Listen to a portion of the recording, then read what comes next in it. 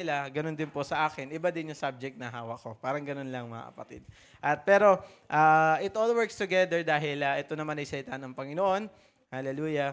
At tayo po ay nagagala dahil bibigyan tayo ng ganitong opportunity. Amen. So, hindi ko naman po tatagalan. Hallelujah. At nais ko lamang balikan, hallelujah, habang hinahanda po yung aking presentation. Na-inspire ako kay Pastor John kasi meron din siya. So, sabi ko ako din, magagawa din ako ng sarili ko.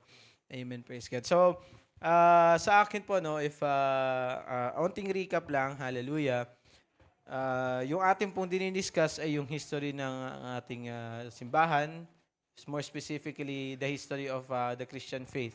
Hallelujah. Saan at ano ang ating mapupulot pagdating sa mga nangyari noon. Hallelujah. Ating na-discuss yung power ng Holy Spirit. Ating na-discuss yung pagkilos ng Holy Spirit nung time sa Acts. Hallelujah. Dahil yung nandito po sa ating module ay nasa libro po ng Acts.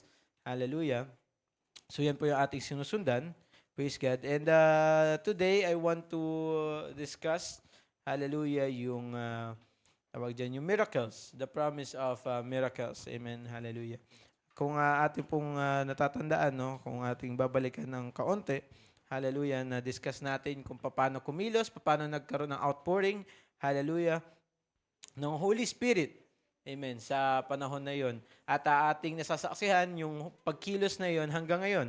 Amen. Evident yon sa atin, mga kapatid. Alam natin at nakikita natin, di ba? Pag Sunday, meron tayong altar call, nakikita natin yung ating mga kapatid na nag-speaking in tongues, hallelujah, nararamdaman, kahit tayo rin mismo, nararamdaman natin yung pagkilos ng Banal na Espiritu Santo. So, ibig sabihin, hindi pa tapos.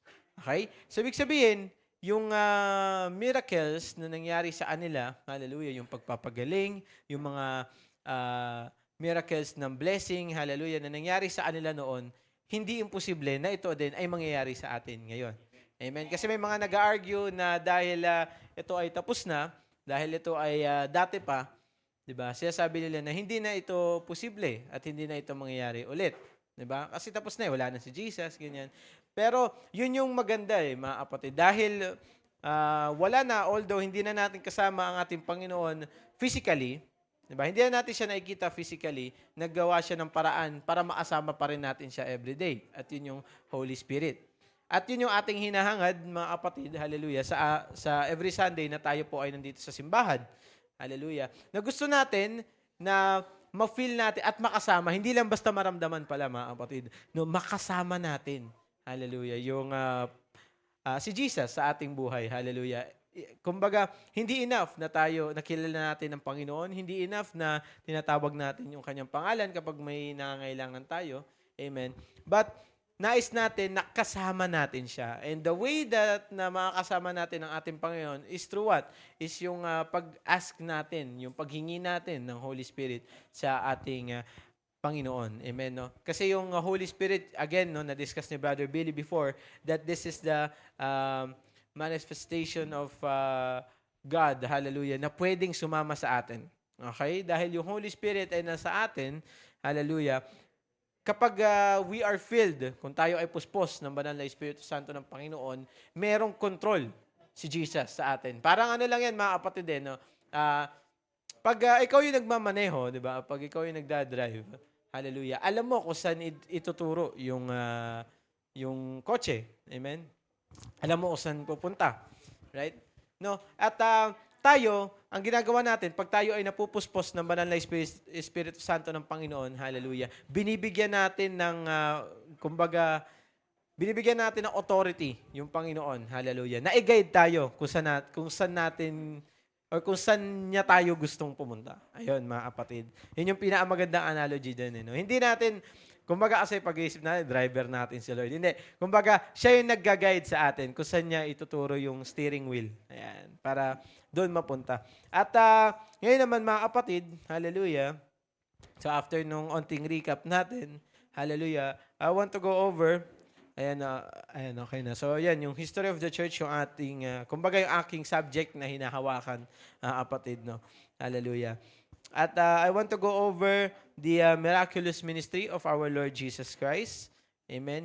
yung ating pong pag-uusapan sa onting minuto na meron tayo, hallelujah, discusses how God used miracles during His ministry and in the book of Acts to address yung mga physical at yung mga spiritual needs ng mga tao. It is emphasizing that miracle works are intended to continue through all believers. Ayan, na ito daw ay patuloy. Hallelujah. Kung ano yung pangangailangan noon, hanggang ngayon, hallelujah, ay patuloy na mangyayari. Brother Ken, gumagana ba itong ano? Okay, ayan. So, ito, yung purpose of miracles in the scripture. Here we have the overview of the role of miracles in Jesus' ministry and the book of Acts. Miracles, ayan mga kapatid, let's take note. Miracles meet both physical and spiritual needs and are meant to continue through believers today. Okay? Ang ating paniniwala kasi, mga kapatid, or yung madalas na ating naririnig, mga kapatid, hallelujah, ang mirakulo ay nangyayari saan? Sa mga physical needs. Ano ba? Ano ba yung mga physical needs na meron tayo? Na alam natin na nangyayari no kapag ang miracles. Kumbaga, ang gino-glorify kasi ng media, ng ating paniniwala, ay kapag ang miracles ay yung kayang magbuhay ng patay. Sabihin natin, hindi na siya ganun ka-evident. Yung miracles natin is yung kayang ano tawag diyan, magbigay ng eyesight, anong Tagalog nun?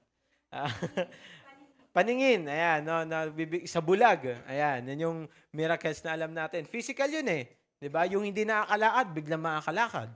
Physical yung mga ganyang pangailangan. Pero ano sabi diyan? It meets the needs both physically and spiritually. Amen? Ano ibig sabihin nun? Merong miracles, hallelujah, na kinakailangan kahit sa spiritual. No, hindi lang basta physical. Nasanay tayo at nag-glorify ng media at ng paniniwala natin na mostly ng miracles ay physical. Pero merong mga spiritual na miracles pa din, mga kapatid. Ano ba yung mga bagay na yun? Hallelujah. It is still a miracle. Kunyari, no, after dati naglilingkod ka sa Panginoon, hallelujah, and for some reason, di mo alam, di natin alam, bigla nag-backslide yung kapatiran natin, 'di ba? Nagkaroon ng ilang taon bago siya makabalik sa ating Panginoon. Hallelujah. Ngunit, dahil tinawag siya muli ng Panginoon for some reason, natagpuan niya muli yung Panginoon, yung gawain. Hallelujah. It is a miracle. Amen? Na after ng lahat ng pinagdaanan niya, no, I have people, meron akong mga kakilala, mga kapatid, mga kaibigan, na ano sila, nung PK sila, pastor's kids, ganyan. At nung high school, talagang, anong tawag dyan? Sila yung masasabi yung mga, ano ba, rebelde, suwail, ayan, no, yung lahat ng kalokohan na naisip nyo mga kapatid, mga pasaway, no, lahat ng kalokohan na, at mga bisyo na naisip nyo, nagawa nila. Kahit sila ay lumaki sa church. And I'm so glad that God worked miracles in their life. Hallelujah. They found themselves na mas malakas sa Panginoon ngayong ito po na gantong edad namin. Na kahit dumaan sila sa ganon, no, nagkaroon sila ng several partners, nagkaroon sila ng mga hindi sila kumbaga pag kasi syempre kami mga high school no, mahilig kami maglaro-laro, games no. Hindi sila makakaano hangga't walang ganun, walang ganun mga kapatid, no? Hindi sila makakapag-isip na maayos, hindi sila makakapag-function na maayos pag walang ganun. Ganun din pag after ng mga, kunyari, maagang pinauwi, tanghali pa lang, hapon pa lang mga kapatid, nagtutunugan na yung baso. Hallelujah. But I'm so glad that I can see their lives, friends ko sila sa Facebook, ganyan. And I can see their lives that they were ever faithful in the Lord Jesus Christ. I think, mga kapatid, ako naniniwala na yung mga ganung bagay, hindi yun nangyayari dahil lang ginusto natin, dahil lang ginusto nila. I think nangyayari yung mga ganung bagay. Bakit? Kasi merong miracle work na nangyari sa buhay nila. Yun yung sinasagot ng spiritual needs dito. Amen? Praise God. Let's move forward. Okay? Ayan, God's use of miracles in Scripture. Ayan, again, miracles met the needs of people. Hallelujah. Kaya may nangyayaring mirakulo, hallelujah, dahil may hinihinging at may mangangailangan ang tao. Hallelujah. No, kapag humingi tayo sa Panginoon, Lord, kailangan ko ng, katulad ng sinasabi ni Pastor, kailangan, kunyari, gusto natin ng pera. Diba? Kailangan ko ng 1,000,000. Grabe, no? Ano bang pangailangan natin at 1,000,000 ang kailangan natin? Pero sabi diyan, miracles meet the needs of the people. Hallelujah. Ibig sabihin, kaya nagkaaroon ng mirakulo dahil merong pangailangan. Amen? Hindi ka nakakalakad, pinagaling ka ng Panginoon, nagkaroon ng miracles, ano yun? Na-meet yung pangailangan mo na alin? Makalakad, makapag-function. Ganun din, miracles continue beyond the early church through believers. Sabi nga natin, mga kapatid, hindi pa tapos yun. Hanggang ngayon po, nasasaksihan natin yung miracles na nangyayari. Hallelujah. Kung hindi sa ating buhay, sa mga kakilala natin. Amen? Praise God. Yeah, next. The promise of miracles. Jesus' promise to His followers is that He will perform, take note, greater works, highlighting the role of faith in alignment with God's will. John 14:12 says, Verily, verily, I say unto you, he that believeth on me, the works that I do, shall he do also. And greater works than this shall he do, because I go unto my Father. Hallelujah, praise God. At sinasabi diyan, mga kapatid, hallelujah, na nag-promise ang Panginoon na kung sino man yung mga maniniwala sa Kanya, ay kayang gumawa ng mga bagay na ginawa niya dati, ganun din mga bagay na masigit pa sa kakayanan nila. Amen. Ano ibig sabihin nun? Kung hindi mo kung sa tingin mo, hallelujah, that you don't have the faith to heal somebody. Kung sa tingin mo you don't have the faith to bless somebody. Ano siya sabi diyan? Believing in Jesus will make you do those things. Ano ibig sabihin nun? Ibig sabihin, hallelujah, yung mga bagay na akala mo hindi mo kayang gawin, kaya mo pala. Hallelujah. And the key to that, at ang susi doon, mga kapatid, is believing in Jesus. Those that believe in Him, tayo yun, mga kapatid. Hallelujah. We are called Christians for a reason. Dahil tayo ay naniniwala sa Panginoon, tayo ay merong kakayahan at binibigyan tayo ng kapangyarihan ng Panginoon para i-perform yung ginawa niya. Amen. At ibig sabihin, kumbaga, hindi lang tayo Christians para sa clout. Amen. Kaya ako nasabi yun kasi I have, lalo na ngayon mga kapatid sa social media, merong trend eh. Merong trend ngayon na people, they want to be recognized or they want to be appreciated and they will claim na sila ay Kristiyano. Hallelujah. Merong profession ngayon, siguro yung ibang tao hindi siya i-consider na profession, pero merong profession na they will sell explicit pictures of them online. They will sell explicit videos of them online. Ibig sabihin, mga malalaswa na pictures nila and everything online. Nang bata sila. So, 18, ganyan. Tapos hanggang umabot sa certain point na hindi na bumibenta yung kanilang ginagawa. No, anong ginagawa? No, kasi nung malakas yung benta noon. Madaming kabataan na mga lalaki na nagsusubscribe o nagbabayad sa kanila para gawin yon. At ano nangyari? After a certain time, syempre, nalalaos sila, 'di ba? Tumatanda sila and they won't find them and people won't find them attractive anymore. Anong ginagawa nila? They will turn to being a Christian. Kasi dahil kilala sila sa ganong profession, hindi sila matanggap sa trabaho. Anong gagawin nila? They will turn to Christianity. Para alin? Para maging malinis yung kanilang imahe. Ano gagawin nila? For the sake lang of, yun, maayos yung Hindi dahil gusto nila, hindi dahil meron silang nakitang mabuti na nangyayari sa Christianity. And they do that because what? Kasi wala nang option eh, wala nang choice eh. And yun yung sinasabi dito is that we are called Christians for a reason. At yung reason na yun is to perform what Jesus did at idalhin yung salita ng Panginoon sa ibang tao na hindi pa nakakakilala sa Kanya. Amen? Praise God. Okay, bumalik. Ayan. Greater works through believers. Mga kapatid, sabi diyan, there is an ongoing call to perform miracles by being receptive to God's will. Hallelujah. Alam natin mga kapatid that there is an outpouring of Holy Spirit dito sa ating bansa. Hallelujah. It is seen as a place, yung ating pong bansa, as a strategical place, both spiritually and sa international politics. Alam niyo mga kapatid, kaya yung Pilipinas ay pinag-aagawan. Hallelujah. Kunyari, pagdating sa international, sa geopolitics, mga kapatid, dahil yung pwesto natin, very strategic. Bakit? If you want to go to Asia, galing ka sa Amerika, if you want to go to Asia, you can pass through the Pacific, tapos dadaan ka sa atin. No? Ganun din, kapag gusto mong pumunta sa West, galing ka sa East, sabihin natin ikaw ay China, no? The way you can do that is hindi ka naiikot ng Russia, ng Europe, ang dadaan naman Pacific.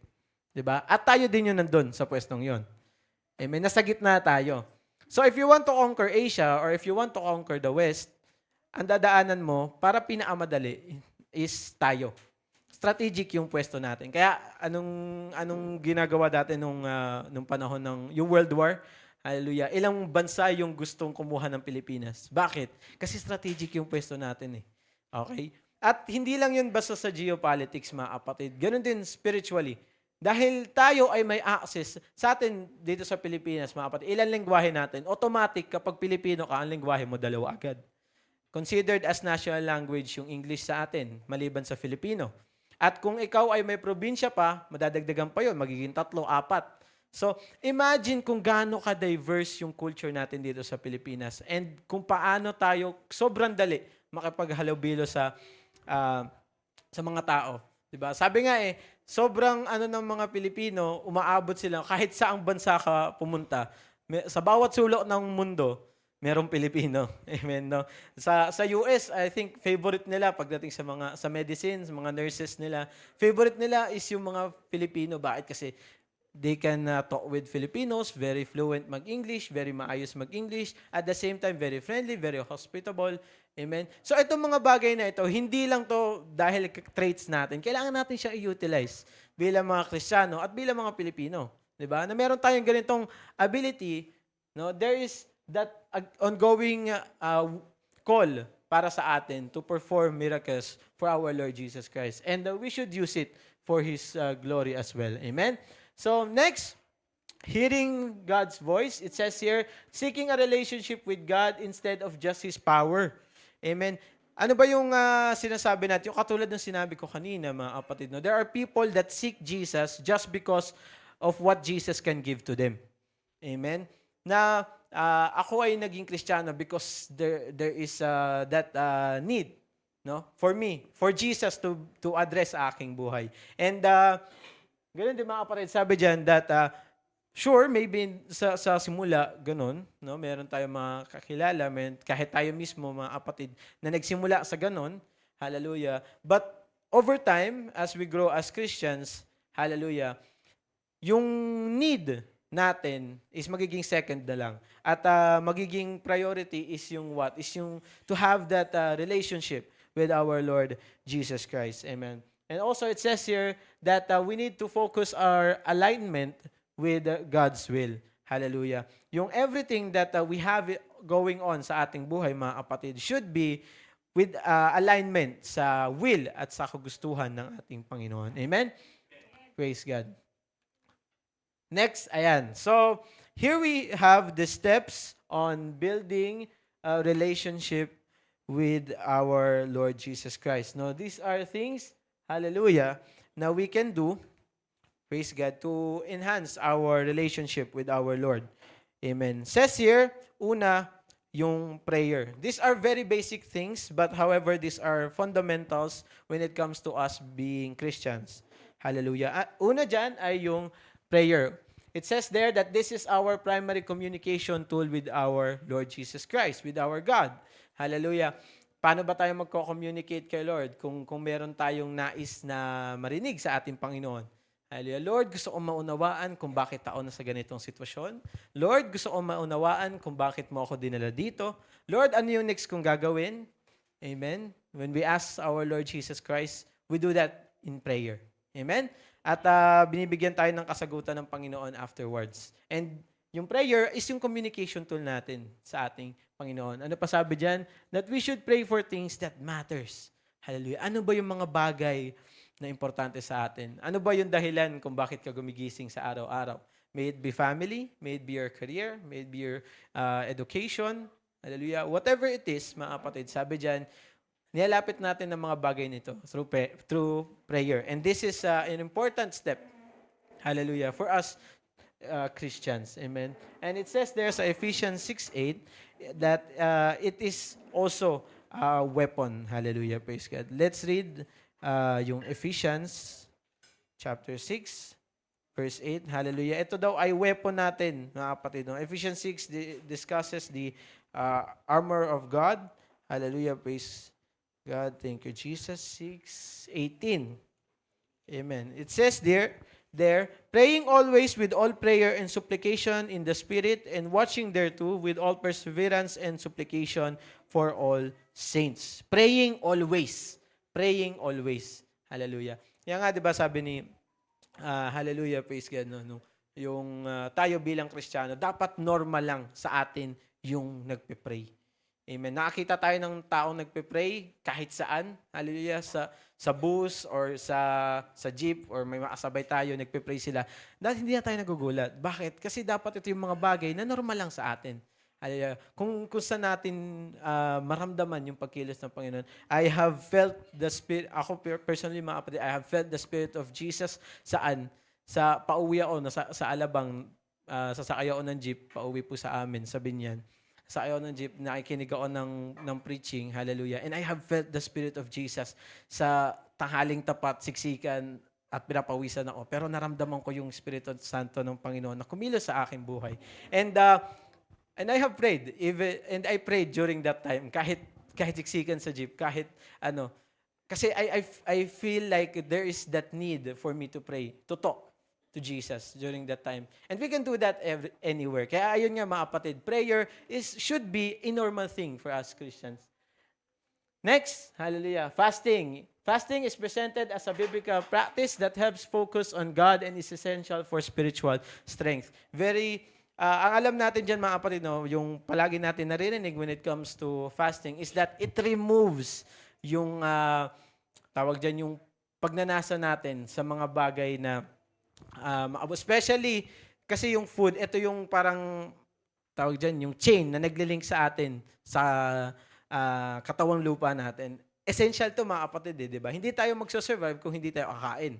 At by fasting, nire-remove natin yung lahat ng chains na nagbabound sa atin physically.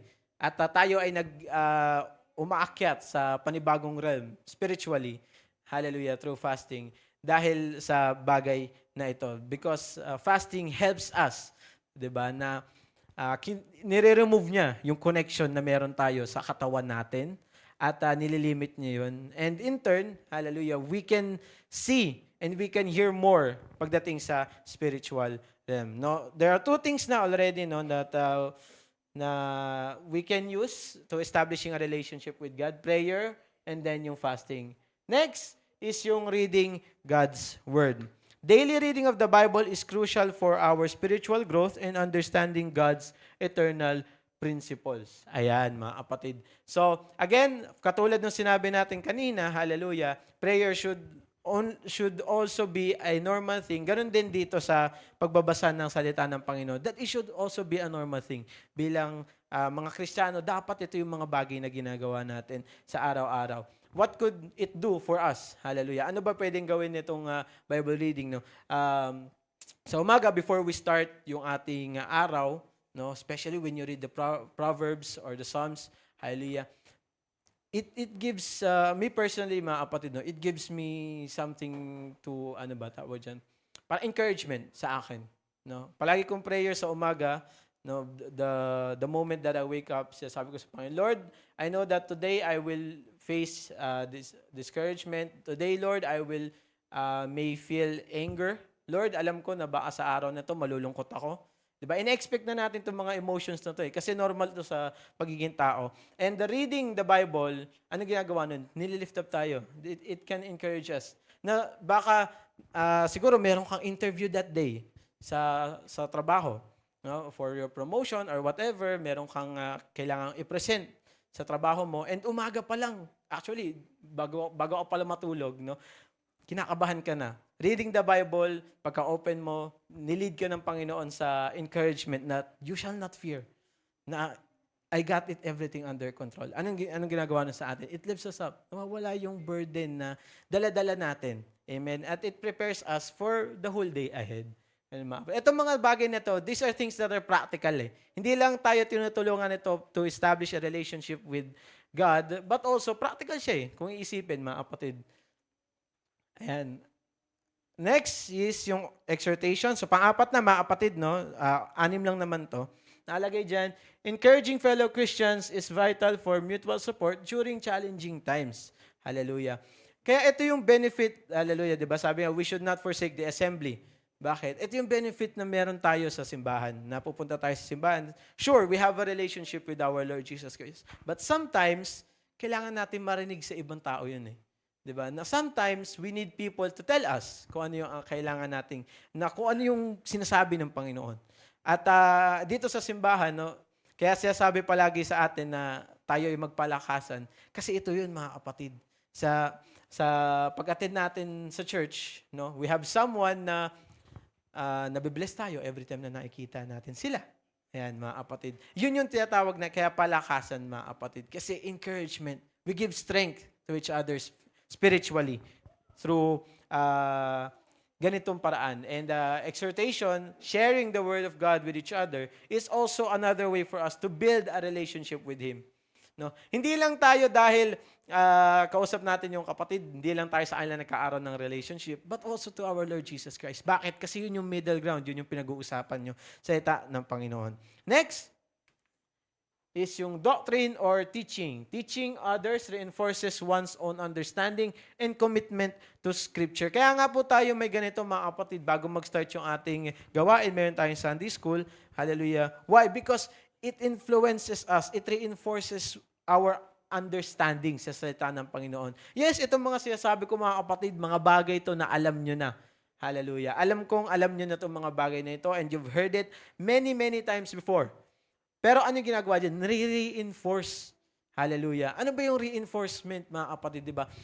Kapag sa, sabihin natin, sa wall, no, meron na nakabuild na pader.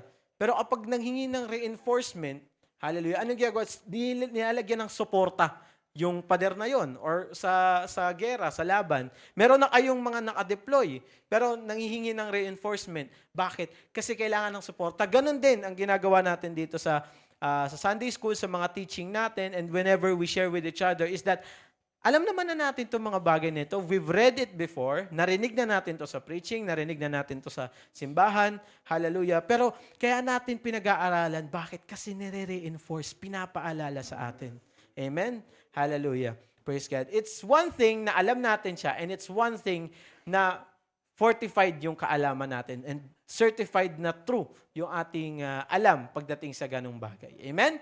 Praise God. And lastly, yan, of course, consistency, mga kapatid. Faithfulness in daily practices builds stability in a Christian's life, making it easier to follow God's will over a lifetime. Consistency, mga kapatid.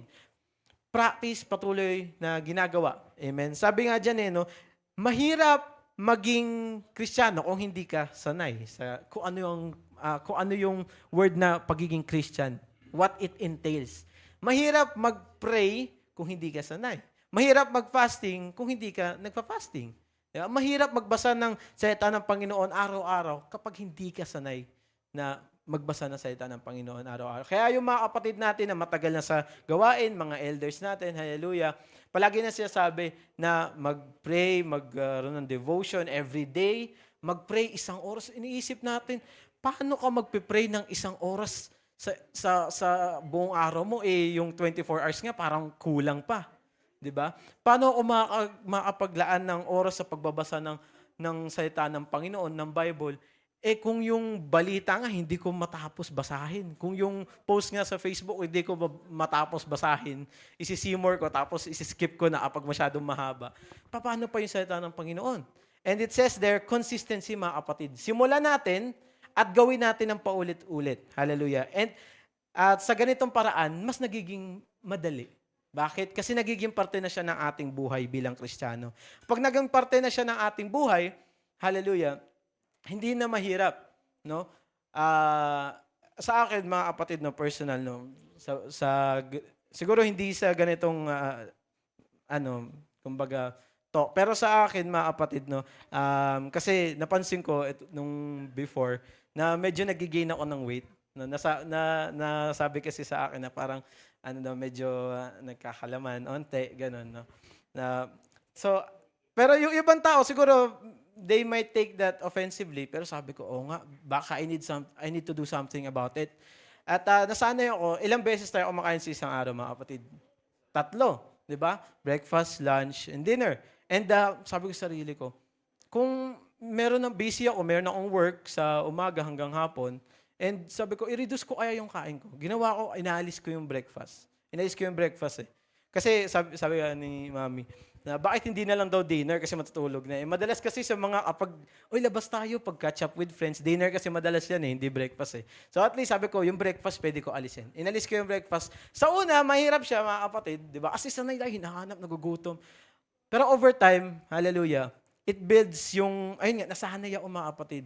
Na kapag umaga, hindi na ako naghahanap ng pagkain. Kaya kapag nagkaaroon din ng fasting dito sa church, nakatulong siya sa akin. Bakit? Kasi, okay, breakfast, lunch hanggang hapon, sa gabi na akain, okay lang. Kasi nasanay na ako eh. It helped me spiritually. It also helped me physically. Bakit? Nabawasan yung weight ko. Amen. Mas naging conscious ako sa sarili ko. 'Di ba? Hallelujah. So, itong mga bagay na ito, yes, it builds our relationship with God, but also practically speaking, no, mga kapatid, it also helps us, no, kung ano man yung sinasabi. Ngayon nga mga kapatid, nagkaaroon ng na isa din sa mga sinasabi pag nainig kayo ng mga podcast or anything, even outside Christianity, na magkaroon tayo ng time, i-devote natin sa ating sarili to hear, magkaroon tayo ng reflection sa ating sarili. Ganun yun mga kapatid eh. Sa atin bilang Kristiyano, it helps us to ma-clear yung mind, di ba? Mga kapatid. Naglilinis tayo sa bahay, nililinis natin, no, nagre-refresh tayo, nagtatapon tayo ng basura, 'di ba? Ganun din sa mind. Kasi yung mind natin mga kapatid, napupuno yan eh ng kalat, napupuno ng sobrang daming information, and by having our reflection time, our devotion time sa Panginoon, nalilinis yan mga kapatid. 'Di ba? Naaalis yung mga dahil sobrang daming ingay sa isip mo, dahil mong iniisip, maglaan ka ng ilang minuto para tumahimik lang. Manalangin ka. Hallelujah. Nakiklear yung mind mo. At it helps us, again, spiritually, ganun din physically. And, ayan, lastly, mga kapatid, ito, power of the Holy Spirit. Acts 1:8, we all know this. You shall receive power after that the Holy Ghost has come upon you, and you shall be witnesses unto me, both in Jerusalem, Judea, and Samaria, and to the uttermost part of the earth. Hallelujah, mga kapatid. Sabi natin kanina that miracles is given by Jesus to us Christians. Hallelujah. Ito yun, mga kapatid. The power of the Holy Spirit. Sabi ng salita ng Panginoon, kung ano yung kayang gawin, kung ano yung ginawa ni Jesus at kayang gawin ng mga tagasunod ni Jesus, kaya niyang ibigay sa atin with the help of the power of the Holy Spirit. Receiving a relationship with God grants us believers spiritual power through the Holy Spirit. It enables us to what? To hear the voice of God, na marinig yung boses at sinasabi ng Panginoon, at ganun din to act as what? His ambassadors to the earth. Amen. We channel the divine power of Jesus to serve others. Amen. Praise God. And this is with the help of the Holy Spirit. Ayan. And lastly, of course, itong mga sinabi ko mga kapatid, wala tong sense kung we will not take the first step. Amen. Ano yung sabi dyan? Consider starting with the 6 foundational steps that we've discussed. Each one draws us closer to God, helping us grow spiritually and experience His guidance and strength. Again, mga kapatid, yung mga sinasabi natin dito sa harap, ako po, yung iba nating teachers sa preaching, hallelujah, wala itong matutulong sa atin spiritually and physically kung alin, if we will not take the first step. Hallelujah. Yes, mapapainggan natin siya. Yes, may internalize natin siya. Yes, may intindihan natin siya. Hallelujah. Pero hindi ito tuluyang magkikilo sa ating buhay at hindi natin ito tuluyang masasaksihan sa ating buhay kapag hindi natin sinimulan. Lahat naman mga kapatid, mahirap saan? Sa simula. Yes, mahirap sa simula. Yes, mahirap gawin sa simula. Parang imposible na ikaw, hindi ka naman nagbabasa talaga, hindi ka mahilig magbasa. 'Di ba? Hindi mo nakikita sarili mo na nagkakaroon ng 1 oras na pagbabasa sa Panginoon, sa Bible. Hindi mo nakikita sarili mo na nagkakaroon ng 1 oras na prayer time. Hallelujah. We take small steps, mga kapatid. Hindi kailangan na 1 oras agad, no? Iisipin natin na yung 5 minutes, sige, dahil pagbigyan, 5 minutes, sobrang matagal na yun sa'yo para magkaroon ng prayer time. And then start with that. And eventually, kapag na-build natin yung ating nakasanayan natin, hallelujah, magiging normal ito at magiging mas madali. 'Di ba? Kaya nga yung binibuild yung yung resistance, 'di ba? yung resistance sa atawan, 'di ba? Ganun ang ginagawa. Ganun din, binibuild natin yung resistance natin para sa alin? Sa carnal na desire natin na wag gawin tong mga bagay na ito. And by doing so, hallelujah, pag pre-practice natin, bit by bit, hallelujah, makita natin na, kaya ko palang gawin. And again, let's consider to take the first step, mga kapatid, to practice what we've said, yung 6 things kanina. Amen? Ano yun? Yung prayer, yung fasting, yung pagbabasa ng salita ng Panginoon, reading God's Word, exhortation, doctrine or teaching, and as well as, of course, yung consistency. Amen, mga kapatid? Again, palakpakan po natin ang ating Panginoon. Thank you, Jesus. Thank you, Lord. Hallelujah. Meron po ba tayong gustong idagdag po sa ating conversation or sa ating discussion po this morning? Hallelujah. Sige po. Si tatay po. Magandang umaga po sa atin lahat. Praise the Lord. Na-encourage ako, Brother Iel, sa mga pinahayag mo ngayon. Bagamat marami akong mga pagkukulang talaga. Itong nakita ko dito yung consistency na marami akong hindi nagawa. So bilang buhay Kristiyano, dapat talaga gawin natin ito. Hindi lang na tuwing linggo, nadyan yung intensity natin mag-worship, tumatalon.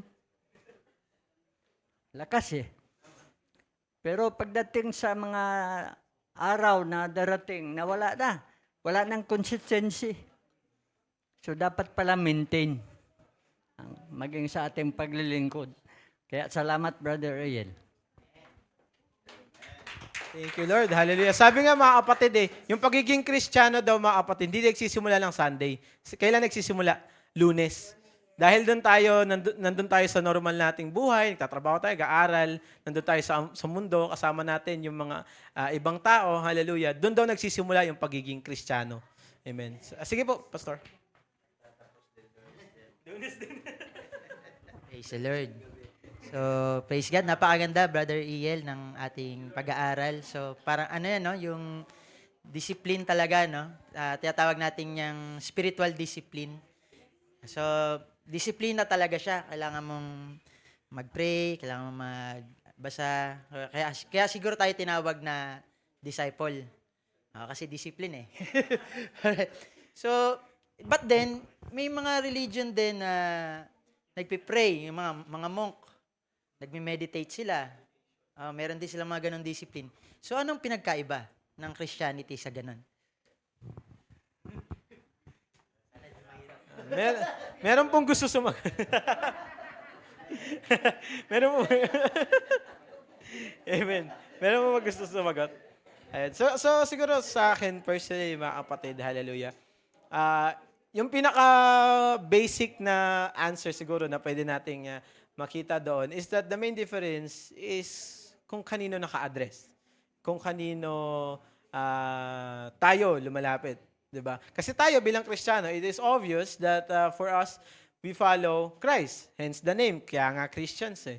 Christ, di ba? At yun yung dinadirect, yun yung na-address. Doon kay Jesus na-address, kay Christ naka-address, yung ating panalangin. For people that, kumbaga, they might practice the same thing, no? Pinapractice nila yung kaparehong bagay na iyon.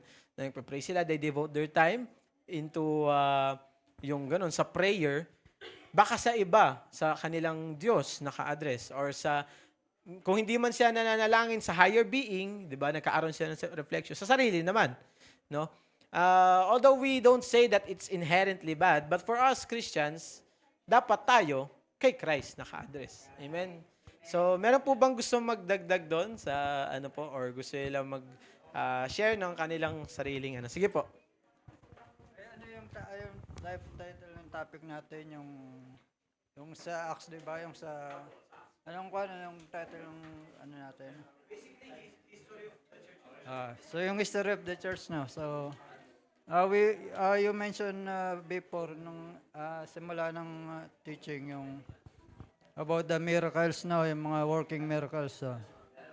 Ang point out ko lang dito, tama yung sabi mo na it is possible na mangyari pa rin yung mga miracles, yung mga healing, yung mga milagro, mga great works na ginawa ng early church, no?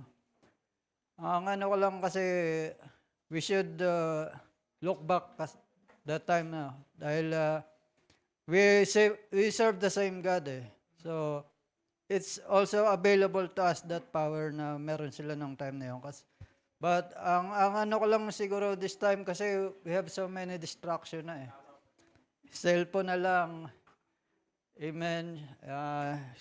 Kapag nasa labas ka, so many distraction. I think that's the reason na yung mga working of miracles, yung mga great works, ay hindi na natin na nakikita ngayon, na-observe kasi ang dami na rin mga organization, mga ano. So, I think nagiging focus na ngayon is yung number na, hindi na yung quality ng ano yung working na ating Panginoon eh. Kumbaga by numbers na hindi na sila nagpo-focus na kasi nung time 'di ba, they don't have cellphone, they don't have social media or anything. Wala pa yung mga hindi pa yung mga marites, wala pa kasi ano lang talaga sila nung ang dami sumusunod sa Panginoon, 'di ba? Nung they observe the miracles of Christ na nagpagaling, yung deaf, nakarinig, yung lumpo, nakalakad. So they are really focused on the thing na talaga kaya sila sumusunod sa Panginoon. Dahil bago sa kanila yun eh. Kumbaga, it never happened before eh. But in our time, so many distraction na. Kaya ang ano ko lang as a Christian, we must look back to the early church and that's why we need a great revival every Sunday in our life so that kasi yung miracles yun na nakaka-attract sa mga tao eh. When they do see something na unnatural, kumbaga yun susunod sila. So we must pray na yung great miracles, yung mga working of miracles will be kumbaga mag-manifest sa ating time sa ating church ngayon. Thank you po, Brother Ronald. Maganda yung sinabi ni Brother Ronald pagdating dun sa bakit nga ba kailangan nating aralin itong mga bagay na ito? Bakit ba kailangan natin balikan yung ating history? Kung saan nagsimula yung ating church. Hallelujah. Because, kasi kailangan natin makita kung, paano nila ginawa yun dati? If it is possible that they can do miracles, what should we do as well? Ano ba yung dapat nating gawin? Dahil nga madami ng distractions, madami ng ingay sa ating paligid. Amen, no? Isang open mo lang sa iyong phone, ang dami na kaagad distractions. Anong dapat mong gawin? And it serves as an extra layer of challenge for us bilang Kristiyano. Hindi ito hindrance. Wag natin siya tignan as hindrance, but rather let's see it as a challenge. Hallelujah. Dahil kaya pa rin naman ng Panginoon na gawin kung ano yung ginawa niya dati, ibig sabihin, possible yun hanggang ngayon kayang gawin. Ano lang yung kailangan natin gawin para ma-harness yung divine power, yung pagkilos ng Panginoon na ginawa niya dati, makita pa rin natin hanggang ngayon. And it is through these things, no? Yung simpleng 6 na yun, mga kapatid, kaya nun, malayo ang mararating natin bilang Kristiyano by just following those 6 steps. Hallelujah. Sabihin natin na basic, sabihin natin na simple, sabihin natin na paulit-ulit. Hallelujah. Why? Because it is important. These are the things that they did before. Ito yung mga bagay na ginawa nila before. Nagkaaroon sila ng devotion time with our Lord Jesus. Nagkaaroon sila ng palakasan sa bawat isa't isa. Amen? And ito yung nag-serve as foundation. Kaya kumilos yung banal na Espiritu Santo ng Panginoon na malaya sa kanila. Amen? Praise God. So, anyone pa po ba na gusto pa po magdagdag? Or may... sige po, Pastor. May ganda yung tanong ni Pastor James kung anong pagkakaiba nung prayer nila sa prayer natin. Ano nga ba? Hindi naman tayo nagro-rosaryo, no? Baka may nagro-rosaryo pa sa inyo dito, ha? Anong pagkakaiba ng, the first step kasi yun ng foundational growth ng tao, prayer. Anong pagkakaiba ng prayer ng mga mongha, ng mga ibang religious organizations? They also pray to their God. Anong pagkakaiba natin? Maganda yung tanong ni Pastor. Gusto ko lang siyang bigyan ng opinion kasi baka nga naman tanong niyo rin 'yon, hindi niyo nahihiya lang kayo, no? Um, Sabi ng 1 Corinthians chapter 14 verse 15. Pwede ba natin siyang i-pull out? Flash natin. Ayun, ito pagkakaiba nyo sa Muslim, ito pagkakaiba nyo sa Jehovah's Witnesses, ito pagkakaiba nyo sa Katoliko, ito pagkakaiba nyo sa ibang mga religious organization. Bring it with you, with your family. Dalhin nyo sa inyong pamilya ito at sa inyong sarili. Sabi ni Paul, siya ay nagbigay ng ganitong klaseng salita. What is it then? I will pray with the Spirit, and I will pray with the understanding also. I will sing with the Spirit, and I will sing with the understanding also. Yan ang pagkakaiba ninyo sa iba. Because when you pray, you just don't utter your prayers. Ama namin, sumasalangit ka. Sambahin ang ngalan mo. Diba? Ano pa? Mapasakin ang Shopee mo. Ganyan. Ano ba yan? Wala yan, diba? So, so, hindi yun memorized prayer. Because you pray in the Spirit, and also you pray with understanding. Kaya when you kneel down and you pray, saan ka nakakita ng Katolikong nakaluhod at nananalangin, nag-i-speak in tongues? Nakakita kayo? No. Pero nakarinig kayo ng Katoliko nananalangin, na aba, Ginoong Maria, napupuno ka ng grasya, ang Panginoong Diyos ay sumasa iyo, bugod kang pinagpala sa babaeng lahat, praise the Lord.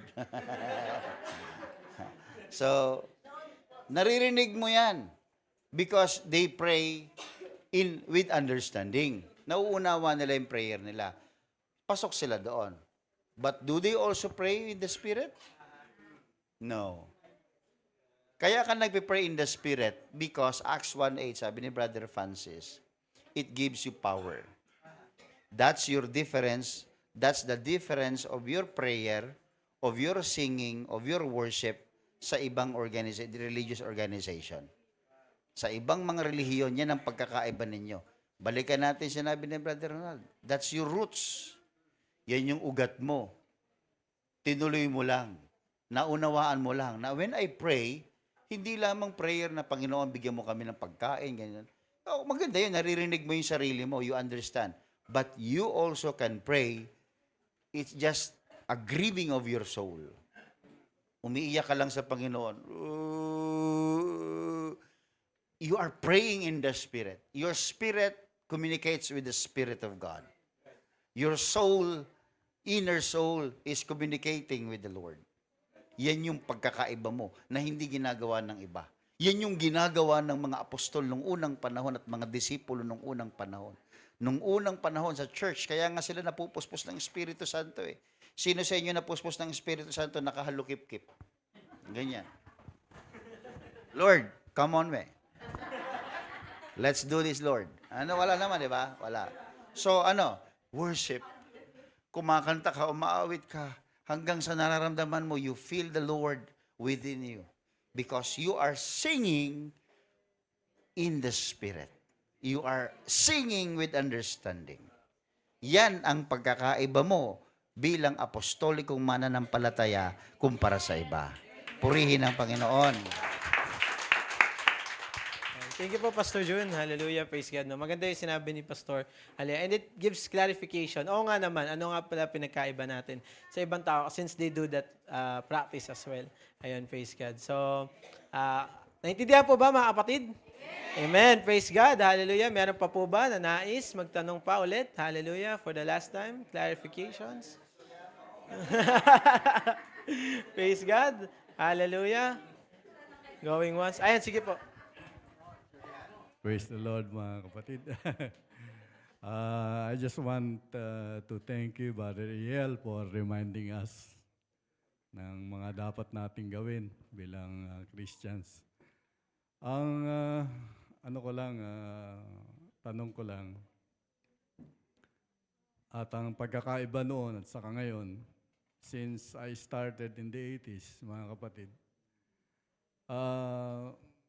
marami talagang distractions ngayon, mga kapatid. Kasi ang daming gawain na nawawala ngayon. Una sa lahat, when you talk about the Holy Ghost, wala na yung Holy Ghost explosion, mga kapatid. Na-attenan ko last time. Wala na rin yung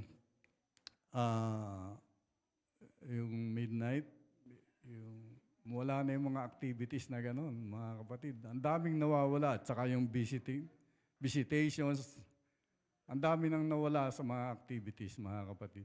Kaya, let's just pray, mga kapatid, na maibalik yung mga dating gawain na yun. Kasi malaking bagay din, mga kapatid, kaysa after the service. Kasi naalala ko nung nasa San Pedro pa kami, mga kapatid, there are times na pagkatapos ng service sa Sunday, meron pong Holy Ghost explosion pagdating ng hapon sa Tagaytay o sa ibang area ng Laguna, mga kapatid. So nagkakaroon pa rin ng gathering after the service, mga kapatid. Yun yung parang hindi na nagagawa ngayon, mga kapatid. At saka yung prayer and fasting, mga kapatid, medyo talagang bihira na rin ang gumagawa noon, mga kapatid ngayon, nakaka-attend ngayon sa mga kapatiran. Kaya siguro, I would like to thank you, Brother Iyer, for reminding us again. That's all. Thank you, Lord. Hallelujah. Praise God. Again, sabi natin kanina, mga kapatid, di ba? Sabi ni Tatay Ray na panalangin natin. And we use prayer for what? For things that matter. Ito yung mga bagay na importante sa atin bilang mga Kristiyano. And we should pray for these things. Hallelujah. Let us remind ourselves not only to pray, dapat pag mananalangin tayo, mga kapatid, dapat selfless. Hindi puro tayo. Hallelujah. We pray for, once you've reached a prayer, hallelujah, na pinapanalangin mo na ay yung welfare ng ibang tao, then you can say that you are growing sa pananampalataya sa Panginoon. Hindi na puro ikaw yung pinapanalangin. Hindi na puro pangailangan mo, kundi pangailangan na ng lahat. Amen? At ng ibang tao. Amen? Meron pa po ba na nais? Hallelujah. Praise God. Going once, going twice. Hallelujah. Thank you, Jesus. Kung wala na po, I invite everyone to please stand. Hallelujah. Tayo po ay tatayo at muli bigyan natin ng palakpak na papuri ang ating Panginoon. Hallelujah. Thank you, Jesus. Glory, glory. Hallelujah. Glory to our Lord Jesus Christ. And let us pray. Hallelujah. Sa pagtatapos